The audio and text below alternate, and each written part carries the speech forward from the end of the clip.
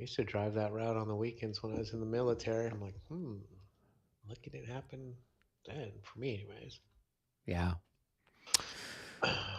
Well, and we can always simulate an earthquake if you're playing a war game. You just give the table a good shake, and the Flip the stacks will all table. go higgly, higgly piggly everywhere. Well, somebody was telling me that with Tabletop Simulator, hmm you can actually tip the Yep, table over. You can, it's the worst. Luckily, you have the back button. yeah. Is that Hit that on accident. God, what was that John Rainey game that came out in the last couple of years that had all the enormous stacks, like 12 units or stuff? Some sort of Eastern Front thing. Oh yeah, there's plenty of East Front ones. I was like, good gracious, and it was not only were they stacks like 12 high, they were 12 deep. It was like, what? That's World War One too. Yeah. That's You Fall know, of France. I mean, are Robert we and are we I, No, fighting it's the the whole Eastern front. Front at the company level now? yeah, yeah. We only played Fall of France once, right, Robert? I don't recall us playing it more than once. I think we only set that one up Yeah, once. yeah. We love the Is there Belgian any Bicycle enjoyment in that? Brigade, but It seems like such a ass whipping. you know, I suppose if you knowing history can do things differently, um, but It it's could so be long ago different. I can't It remember. could be different how you if you had more flexibility with moving the French armor. If they were not so rigidly deployed. Yes, Mm. you could be more of a Charles de Gaulle and just like go for it. Yeah. Because as I understand, at that stage of the war, the French tanks were actually superior. Yes. Yeah, they did have Mhm. better tanks. They just didn't know how to use them right. Yeah, So they And hadn't. then they they were kind didn't. of using Bind them more arms. like weren't they using them sort of like, if we were to do a comparison, they were using them like in the 17th century they used artillery versus the way Napoleon used artillery. Right. Right. Yeah. So they used it. They It's used them still for World War infantry One support. tactics. Yeah. They used them Right. So for they infantry dispersed it all support. about, right? And Yeah. or Yeah. Hitler put it all together, And or then the other thing Guderian or was whoever. that the French Air Force was not as good as the German Air Force. Those Messerschmitts Yeah. and Stukas. hmm Yeah. they had air superiority, I think, and Mm, they had a really bad command structure. Yeah. mm. Yeah. Yeah. Well, like a lot of things, they were fighting the last war. So Yes. Mm. Scary times. Howard, we're going back to a different kind of scary time. we are, except only little virtual electronic pieces of cardboard will suffer this evening. I had to cut out early last week. Did you guys pull the regroup chit? Is what that is? Yes, the regroup chit got Oh, pulled, and we didn't act on it, but but that was the last one that got pulled, and we just left it for this week. So we can So, kind of start regrouping yep, now. yep. So the regroup chit is in play, and Michael said that he was out of town this week. Um, so I think he said all of his commands got moved. Um, so then I just would be a matter of maybe any of his stuff that needs to get regrouped would do so, and I could. Well, yeah, Michael regrouped his stuff Oh yeah, you're before you right. He did do saved the it. regroup. Yeah, and I saved it after he finished his regroup. Okay, thanks for reminding me, David. So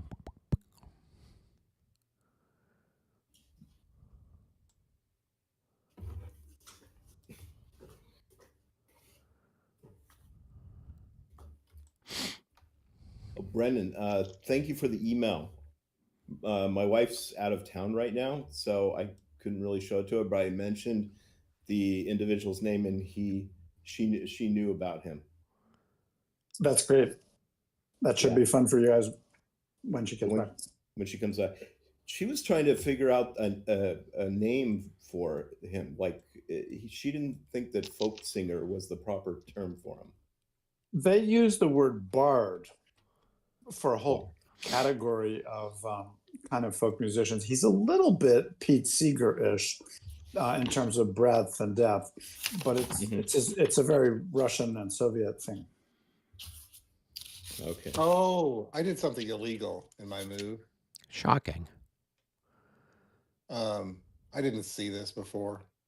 I prolonged down a slope. I'm not allowed to do that, am I? In this rule set, I do not believe so. I think you Okay. could No, that's only beyond prolong clear. on clear to Okay, clear. that's illegal. I apologize for that. And you can only prolong when you're active with it MU. So Oh, okay. There we go. Okay. All right. There we go.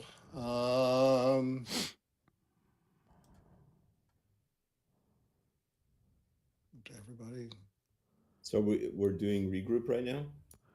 Yes. Okay. So anybody who's out of supply, out of command, wants to move back towards all the fun, they can do so.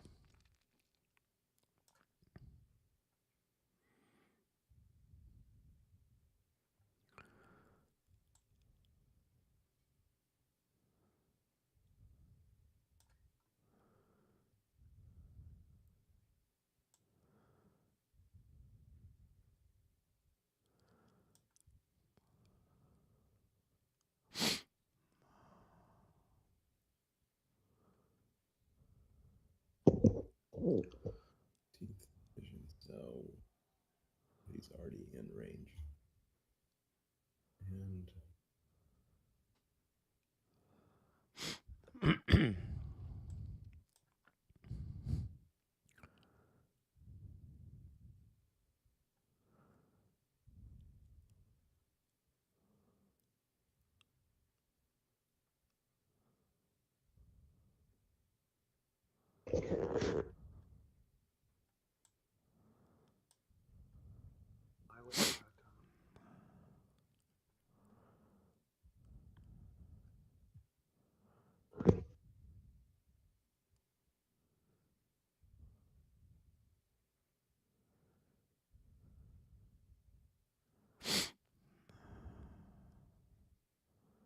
I think I'm done with my regroup.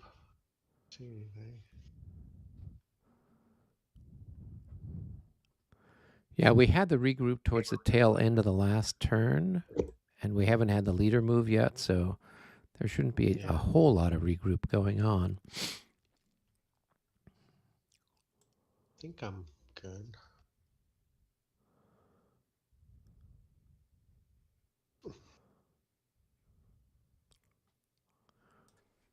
Disordered guys, can they regroup? Yeah, they just move Yeah. half their movement, and Yeah, they And they can't move from an enemy zone of influence. Right. right, and they can't move adjacent to an enemy unit. But otherwise, they could switch it. they can move somewhere.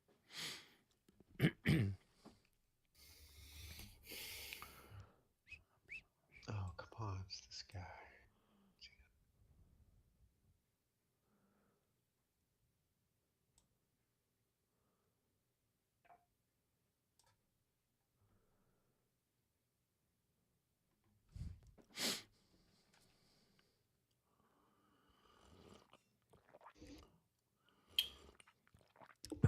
so I got a question. So I have a unit that was in command at the beginning of the turn, Gerard, that was with Gerard. But Gerard and part of his cavalry was just PGD'd, so he's pulled back. So can I move that one group one backwards or no? did he move during the MU that was pulled for Gerard? Gerard didn't have, I don't think, an MU. I think it was Chastel who had. So this guy, so the guy you're talking about, is now currently out of command. Yeah, he's this guy here. He's out of command, and he can move. He should be able to move. Yeah. Although, tell us about the ADC. is the ADC there for command purposes? He's out of range of his commander anyway. So yeah, you're good. Yeah, you can regroup. Can I just move him like one back here? And Yeah. that's it? Yeah, In you fact, don't you have to move all the way. He has to They turn have to move around. toward. They have to make a direct path towards their leader. Where And where that- is the leader? The lead, He's back Right. here. right there. Yeah, okay. Absolutely. So you have to turn around, move towards Uh-huh. the leader, and then you have movement remaining. So you flip back around like you've just done. So that's fine. Yeah. Okay. And then once you're in command, if you have movement points left, you can reface. Okay. Okay, that's good to know. All right, so they can move back there. And then I had another question. No, they got to be in command to reface, though. Oh, they got to be in command. So you'd have to reface. move them back one more. Then they'd be within 3 of their leader. Okay, so they could move back. Oops. Yep. Here. This. And they'd have plenty of movement points left to do that. Okay. Thank you.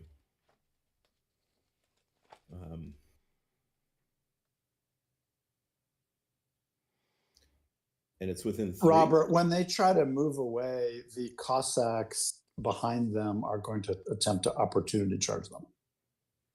Ah. Oh. They're under Davidov, but Mhm. they failed. Oh, okay. Oh, that's a shame. Yeah. Major guys cavalry That's- action. That's Been that's drinking the, on those horses? that's the story of I'm crying. the life of a Cossack. And Domier's command is not 3 but 2, or right? So in this particular rule set, the divisional and brigade commanders have a range of 3. In like Okay. 5th edition, which we'd played a while back, the Mhm. light cavalry commanders' command span was equivalent to their melee span, or their Okay. cavalry melee modifier. So if they had a melee modifier of 2, then they had a command span of 2. If they had a command span, a melee modifier of 1, they've got a command span of 1. But in this rule set, to my knowledge, it's 3. If they put themselves in command, then those distances are apply. Oh, so if they roll, then you're using that instead of the 3? Yep. Oh, okay. Well, that's good to know.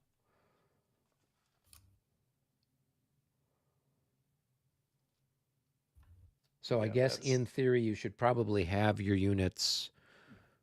If the leader's only got, say, a rating of 2, you should probably have them within 2 of the leader. So that way, if he does get that roll, or have him within 1, but would you be Right. able to do that? Don't you have to stop once you get within the command span? Yes. So which one do you use then?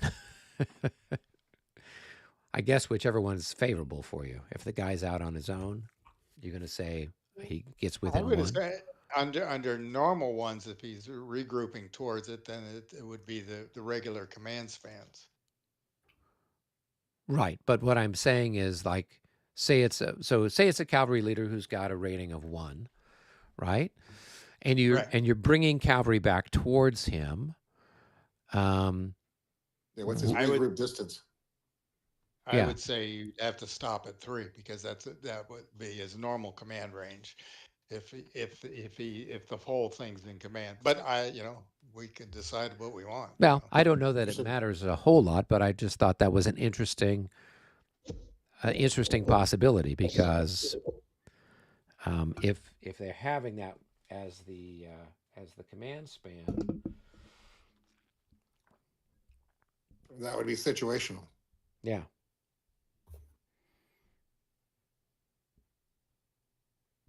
Because then it would be kind of well, it wouldn't necessarily be advantageous, but if your command span was 1, you could nestle those guys up.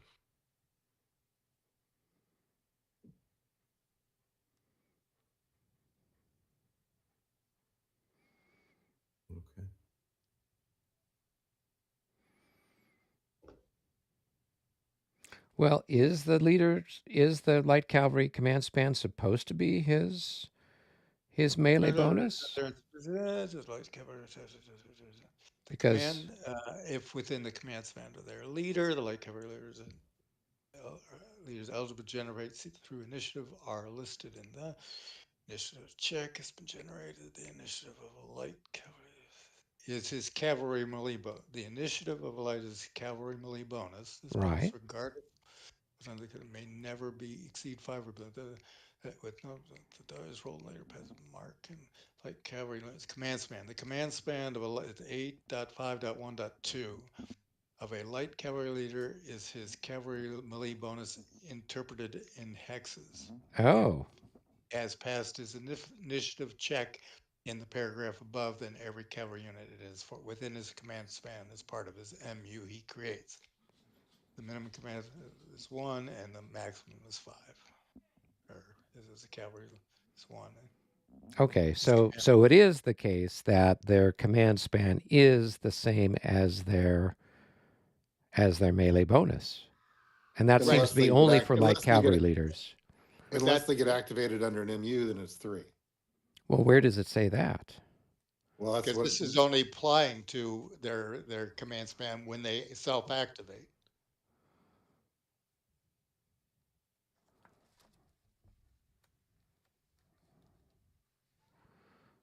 Okay, it just seems that it should be uniform.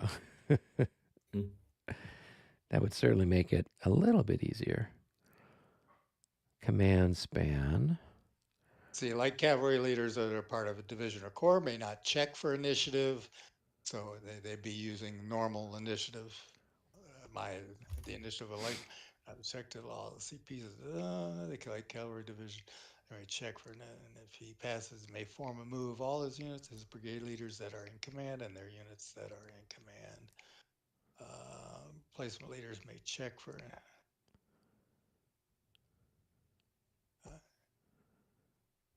Where's our time? I mean,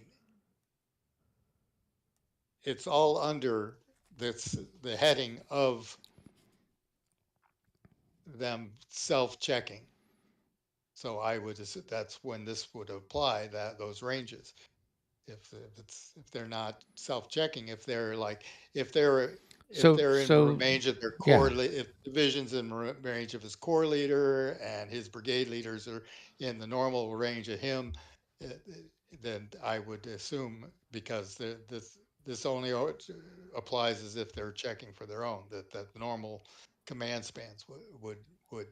So I would guess that, I mean, if that's the case, then depending on the circumstance, if it's a case where the guy is not within range of his superior officer, then you could regroup to within the appropriate command span for the light cavalry leader. So that way, if he'd been attempting to that would make sense. Yeah. Because otherwise, you're like, how do I get these people back in? If they have to stop at 3, and maybe I've got my command spans only 1 because I'm not a very astute light cavalry. You nailed it, Eric. Yeah. You've nailed it. It has to be that way. Yeah. Hey, So Mitch, with your Russian artillery pulling out, I think Yemelyanov is probably supposed to be on top of that other battery. Oh, you're right. And I think the cavalry leader, Dyatkov, should probably be back in the ravine. I think that's where he was. Oh, yeah. Are we done with our light cavalry excitement? Oh, no, So light cavalry. Did I move Gerard correctly or not? Do I need to put him back? No. Gerard's fine. Yeah. Right, and your cavalry that you moved is fine too. Okay. I mean, you could pull them back further if you wanted to. You could bring them back 1 more hex, right? Because you only moved 1, 2, and then it would cost 3, 4, 5, 6 to go into the brush. You'd still have sufficient to turn around, and then you would definitely be in command range, provided Gerard is still there at the end of the turn.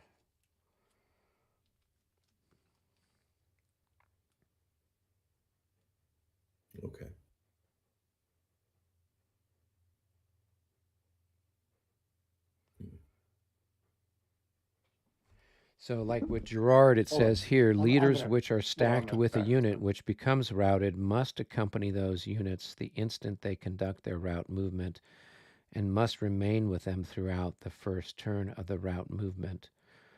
On subsequent turns, the leader may move away from the route unit during the leader action chit. As a reminder, after the leader routes, flip the leader to his specific side to indicate he has moved this turn. Flip him back to his general side during the reorganization segment. So Gerard, because that unit is stacked with a leader, they could attempt to rally at the end of the turn. If they fail, then Gerard would have to go galloping off with them. And wouldn't be able to move until the next. And then, leader yes, and then movement in phase. the, what is it? What turn are we on anyway? The 12:40 turn. So the 1 o'clock turn, then he'd be able to move during the leader phase to go stack with another unit or get closer to the front or whatever it is that you want to do with him. Okay.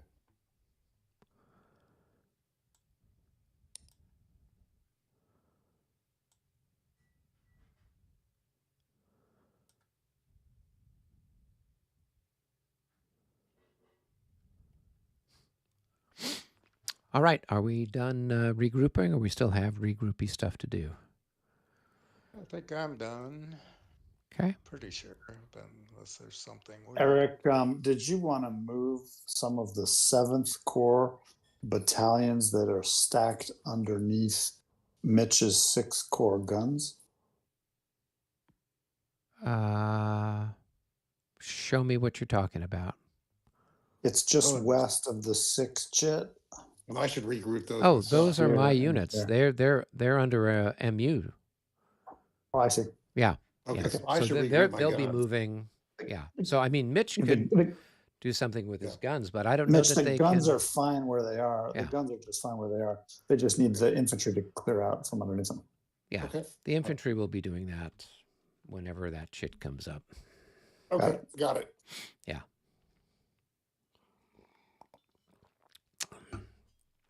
All right.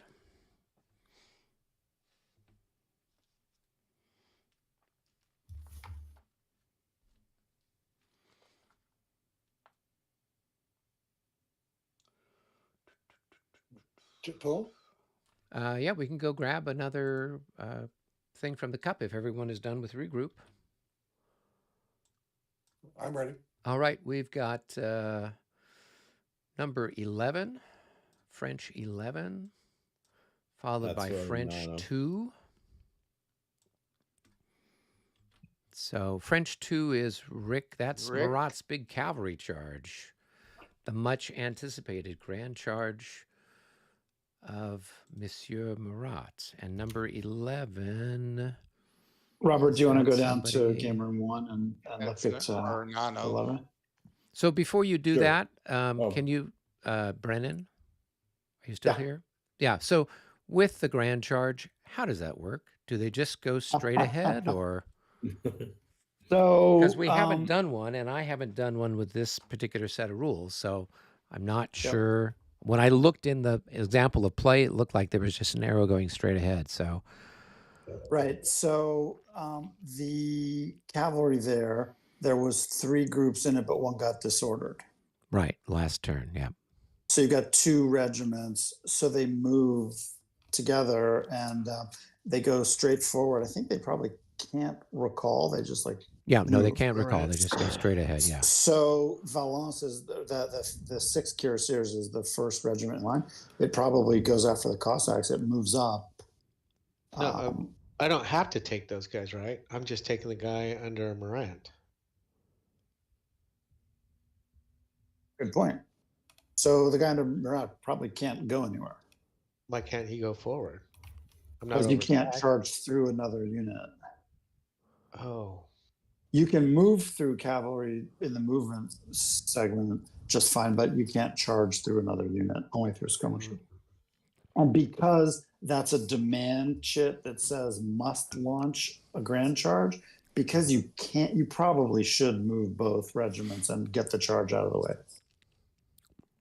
So Because I think that the thing says Murat must move so as to launch a grand Yeah, charge. because it's been like as 3 quick as possible. turns since you rolled that initially. Yeah, and I've been trying. But Yeah. Yep. Well, and yeah, so yeah. now I you think he can, probably because should go. now they're all lined up and they can go. So at least those two can push forward.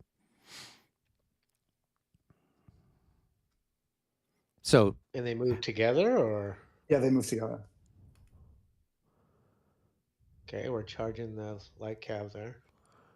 okay, and so then what happens? Do I then retreat? You retreat before combat. Mm-hmm. Okay, so does that happen at the end of all the charge movement, or just right now? I think it happens now. Okay, so I can go here. So that'll be 7, 14, and whoops. The Cossacks can retreat before combat without becoming exhausted, even with a high move. Yep. So, yep. Yep. So And the they'll just go infantry right is there. not projecting a zone of control into the swamp, so Nope. you don't get up pretty far. Okay. So now they kind of have to follow the Cossacks if possible, but the Cossacks looped out of the way.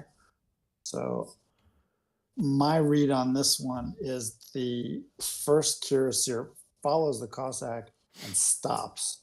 And the reason he stops is he's now in a zone of control. So he's the first one, the 6th cuirassier regiment is done. Now the other guy can keep charging and go find somebody else to hit. And basically uses that- his full movement, right? Right, well, he has That to doesn't- hit one of the squares. I mean, that doesn't use his charge, right? Yeah, Right. then the charge is over, because in a grand charge, the movement phase itself is the charge phase, and there's no 5 movement points afterwards. So I could just go straight ahead then, right? You had to follow the Cossacks because Oh, I had to follow it? recall. Yeah, you can't recall. And then he can't jams turn. you like you can't turn, and because like you could keep going theoretically, but the Cossack has a zone of control on you, so it stops you. Yeah. But it opens up the pathway for the 2nd regiment to come down the line. Like the general concept for grand charges, when you aren't being forced to do them by the random shit, is you kind of, they're basically designed to be used against enemy cavalry. And you kind of look for, hey, is there 1 or 3 cav regiments who can't get away and who we can go like stomp all over? The grand charge is moderately okay against infantry if it's like disordered, then it works well. But if its primary purpose is to go stomp groups of cavalry. All Okay. right. So then So at this That's point, an attack on the square. okay. So then that would stop. Okay, good. I think we know what to do now. So Yeah. And now he's- I would he's make my check and all that doubled for stuff. Yeah. three in a straight line, and then thirded for square, but you do get the doubling. Right. But do I make a morale check, or No, square stands automatically. okay? So then do I roll then for effective You do fire roll a or morale not? check for effective. You make a morale check for effective fire, but it's not a morale check per se. If you fail it, you just don't get effective fire. Okay, so You I don't pass disorder. it easily. Okay. Yeah. So then I would get my doubled fire, and then we could roll to see if there's any effect on the melee chart. Let's roll for that now. A 5, so that's going to shift it. What I think 1. One in your column. type. Yep. Okay. All right. So You'll get something like your grenadiers, right? They're probably times 4. yeah, the grenadiers. I've got 8 increments there. So it's So they are. They're times 3 in square, so it's going to be 8. something like 16. So it's going to be firepower. 16 to, what is that, 6 or 8? 16 6. to 8. 6. 8. Sorry, it's 8 because it's Yeah, it's because got a he's got 6-point fewer line. than 6. Oh yeah. So Sorry. it's going to be a 2-to-1 shot. No pluses, no minuses. A 26 at 2-to-1. I don't know that that does anything. Miss. Yeah. So. Yeah, And I then did 2 attacks. normally Murat would get his melee bonus, but in a grand charge, he doesn't get the melee bonus. He gives his morale bonus to all the units of the charge. So like Murat is actually really good for breaking squares because he gets that 12, even at poor odds, but he doesn't get them on a grand charge. So it's just like going to be whatever the. That's terrible. Yep. Right. So now we would go ahead and do the That numbers. the chit kind of pulled you into a poor situation. Yeah. All right. So now I guess I'll flip my guys over and see what they're worth. So I'm going to have 24. And you're going to have probably 6 times 4, 24. Well, I have 32 minus 2 hits. Yeah, so you're worth 24. So basically every increment is worth 4. So if you've got 6 increments, you've got 24. You're doubled for going 3 in a row, so that's going to be 48. But then you're thirded For the square. for the square. I'm looking at one thing here. Grand charges must ride over enemy units in square and cannot stop to melee them. 19.16.6. All right. So pick the target beyond it then, probably. Yeah, so he'd just keep going past them, right, into the brush. So what's he going to attack there? There's nothing in the brush to attack. You could conceivably give it an attack out of the square at the line battalion or something, but maybe not. That's because we already identified that you can't. You can't stop on the enemy. Yeah. So in this particular case, he would fight them. If you can't get beyond them, you would fight them. So you're going to have 16 to my 24. Okay. 19.16.6.1 blocked. If a cavalry unit cannot ride over a square because of impassable terrain, general order terrain, or other combat units behind the square, the hex containing the square is considered blocked. The cavalry may slip around the blocked hex. If unable to slip around the blocked hex, the cavalry must melee the square. Right. Okay. Which is That's what's what we're happening. at. Yep. Yeah. Cool. The rule actually had the whole cascade lined up. All right. Okay. So you are Case if statement. Yeah. Yep. So I've got 24 to your 16. So you're at 1 to 1.5. But then the shift brings it down to 1 to 2. So you're on the 1 to 2 chart. So just go ahead and roll, see what you get. A 26. 26. That's going to be an AD3. But take a hit and disorder back 3.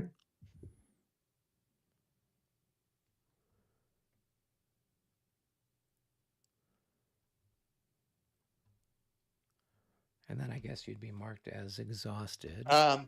It does say all cavalry units in the grand charge receive the morale bonus of the leader of the grand charge while the grand charge is being executed. Yeah, we already talked about that. So he gets the 12. No. That's the morale bonus, not the melee bonus.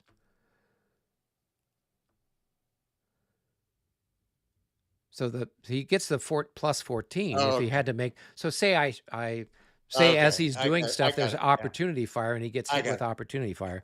Then they'd get the bonus for that.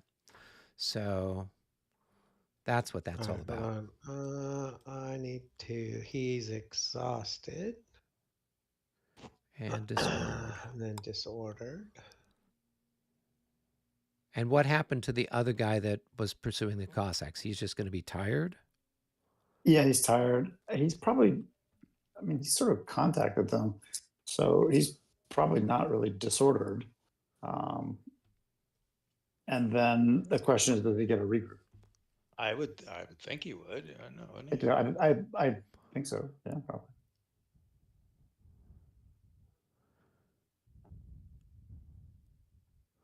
And I would say you could do since they're all one, you could do that regroup in the order. So he could regroup first if you wanted to regroup back in behind or something. Well, he could move over the top of the guy. It's not.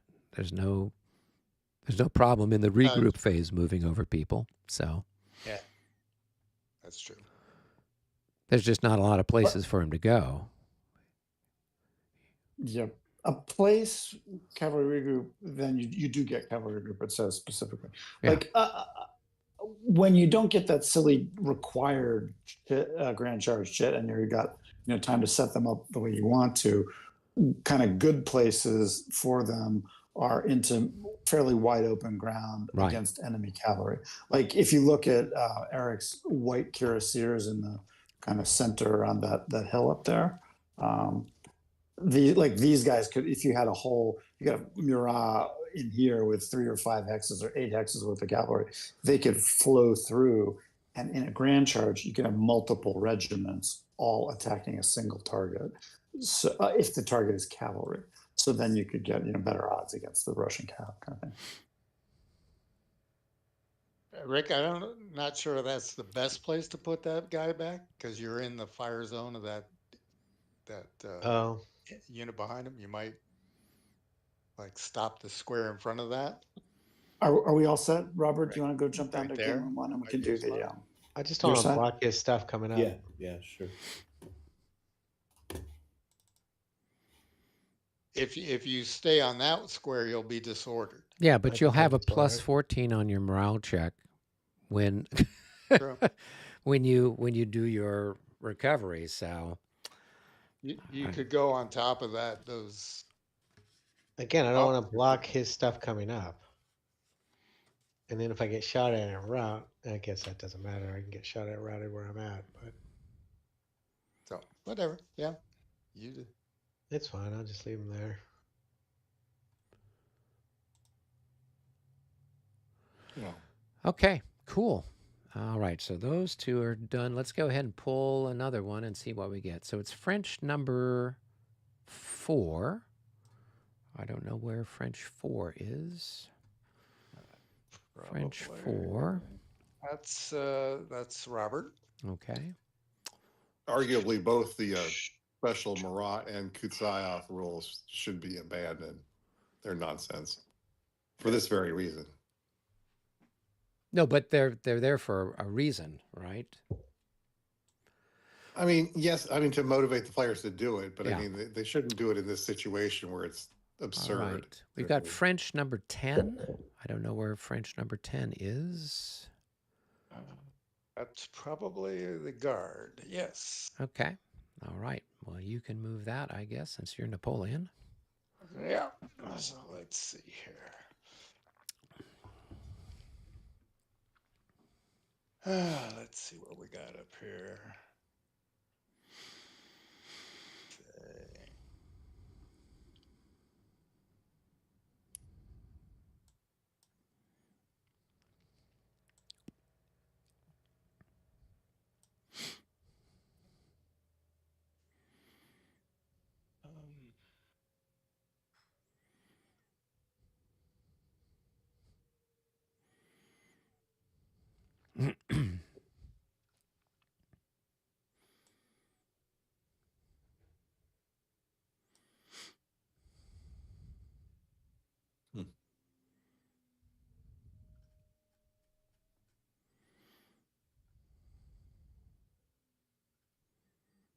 So you just exert a zone of control out of a swamp?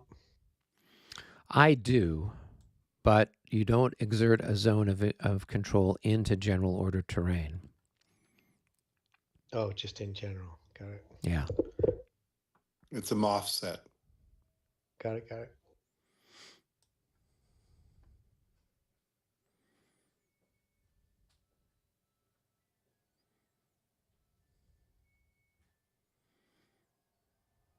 So that means like if I have infantry in the forest and you're disordered adjacent to me in brush, you can move away. Oh, no. If you were in forest, you can move away. Yeah, well, infantry Because that are disordered still have a zone of influence, right? No, I'm saying if I'm disordered and you're in a forest hex, Right. I can move away from you successfully. Yeah. Because you're in general order. Yeah. Okay. Cuckoo. No, it's the other way around. If you're in the general order hex, Uh-huh. you exert the zone. Yeah. But if you're in the regular hex, you do not exert the zone into this marsh or whatever, or the woods. Okay, so then if I'm in the forest and he's in brush and I disorder, he would not exert into it and I can just move away. If you were the disordered unit in the woods, yes, you can, because he's not Okay. exerting a zone into you. Got it. Okay. Cool. Thank you. Mm-hmm. I hadn't really thought about it, but yeah.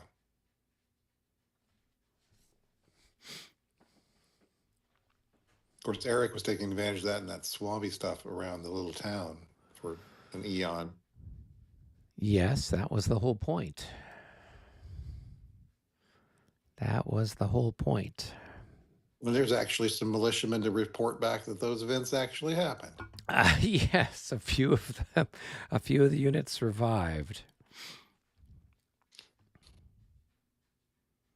It's not what my records say. My records say I eliminated them. You eliminated one of them. One All of those. them. That's what right. was reported to Napoleon. There you go. Anyone who says Yeah. otherwise is going to be And then deported. the lifeguard showed up and hurt a bunch of guys. Yeah.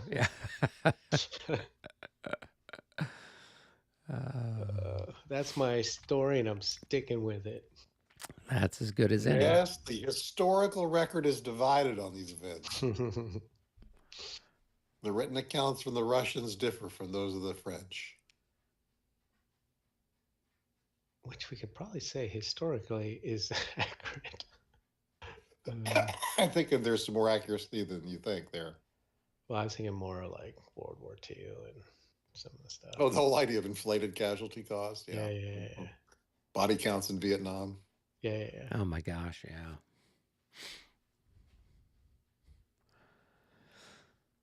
Hands in the Congo. Yes. Those are gruesome. Mm-hmm. I didn't even know about the Russians having some island or something they sent people to this field. People just killing and eating each other and stuff. It's like, what? World War II? Cannibal Island? Oh my goodness.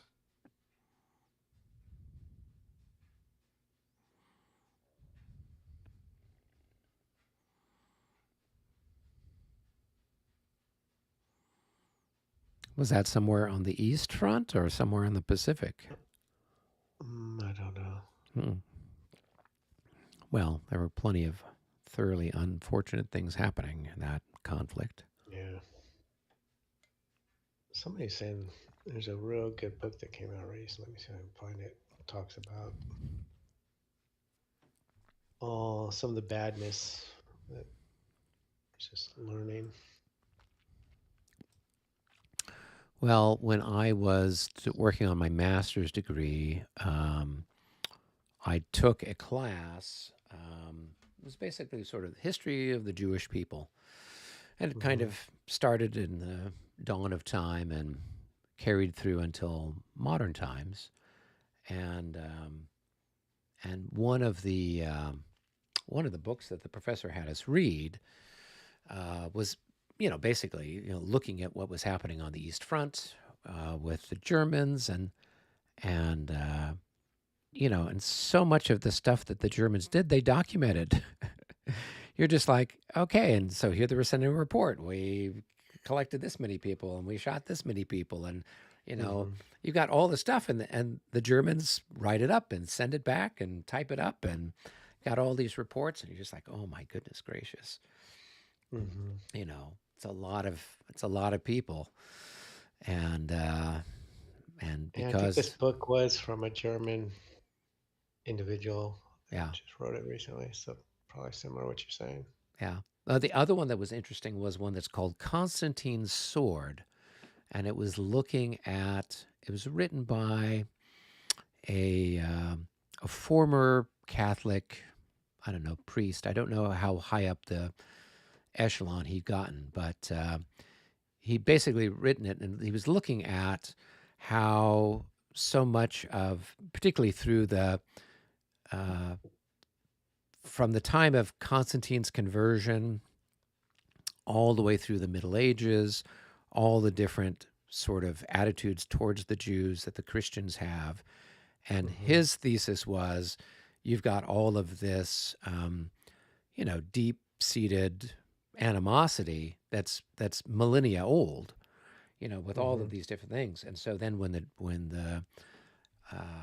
the different types of anti-Semitic stuff is happening in the late 1800s, you've got the Dreyfus Affair in France, you've got all the different stuff that's starting to happen then, pogroms in Russia, and then different activities then obviously with the Germans during the Nazi regime. So much of it, he points back to these long-held attitudes and myths and everything else that date back, for 1,000 years or more. So it was very interesting to see kind of, because for a lot of us, we're just like, well, what's the big deal? And for him, it's like, it's this long running, animosity that Christians had towards the Jews for thousands and thousands, for 1,000 years or more there in Europe. So interesting book. Are we doing more chits? What's next? We did. So I don't know if Robert saw one. I think there was one that was over on his side of the battlefield, which was number 4, French number 4. Oh, Delzion. Yeah. Shall we go back and do that? Let's go back and do that. You're done with 11, right? Yes. All right. And then it looks like somebody pulled up number 15. Yep. That's actually Michael's light cavalry here. All right. And then after that, we've got Russian number 4, who is probably Brennan's guys. So, Rick, do you want to move Michael's guys? I don't know that he really left a path for them to go anywhere. No, we'll let what's his name do him. Okay. Napoleon can do it. I have no idea what's going on over there. I'm too sad on my front. Don't be sad. Don't be sad. Don't be Just get sad. me to Consim. Just get me to Consim. There you go. Well, I'm trying to. It looks like we'll have. So Bill Shipley, who had been out at Gettysburg last year with us, and I think he was this year too. He seems to think that he'll be able to make it to Consim, so that will give us 6 players. Oh, nice. Yeah, so then it's a matter What did he of. do last? What did he do?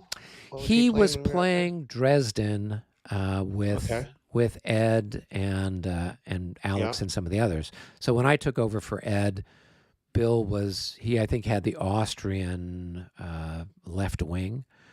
Okay. Yeah. So I'm sure. What are we playing at Consim? I don't know yet. It's with 6 players. We've got a couple of different options.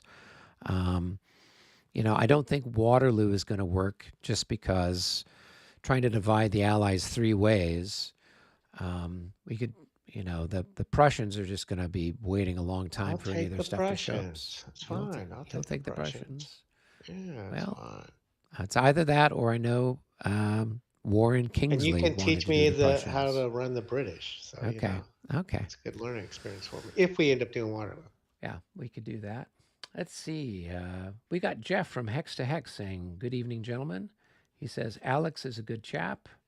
It was nice meeting him at Gettysburg." Yeah, so Alex was there. I think they were doing, what were you guys playing out there? Linny, I think. So Yes. Yeah. Yeah, the year before that, they were playing Dresden. Yeah, and then I had a game of Quatre Bras with another fellow there. Yeah. Was just learning. So. Okay. So what's another good 6 player? Sorry, go ahead. Oh, to do a Linny Quatre Bras? Yeah, we could. No, I was saying, what's another good 6 player? I don't know. We could do Moscowa, because everything's on the board at once. We could do Wagram, because everything's on the board at once. What's the one we played in Gettysburg? We played Super Jena. We could play that. We did that as a. We did that. You know, We did Regs 30 with that one. yeah, we could do that for 5th edition. Yeah. Kind of I mean, I break it felt down. like that kind of was like pretty straightforward. Just go in there, beat each other up, and hope somebody's gonna win. Yes, there's definitely lots of beating each other up. So, You know, with some maneuvering, but it's really just more of like who's setting up where kind of yeah. Well, and for the decides Prussians, it. it's how well can you stand up to the French juggernaut? Hmm. So, eventually, you're going to get outflanked when Hmm. Davout comes rolling around the corner. But until then, you got some fun. Uh, Yeah, you feel like you got a chance. yeah, yeah. All right. Well, let's go ahead and Okay, grab not another really. chit and see what we get. Oh, it's the artillery chit. Okay. Good job, Eric. Oh, well, I'm still trying to figure out if there's anything that this light cavalry can do here for. I don't know. I mean, because he's kind of got, he's got, you can't go over the guns, can you? I don't think you Nope, can because the stacking only. limit's going to get exceeded. And he Well, you can't go can't. over his infantry because they're already too highly stacked. I'm not sure where exactly he'd put those guys.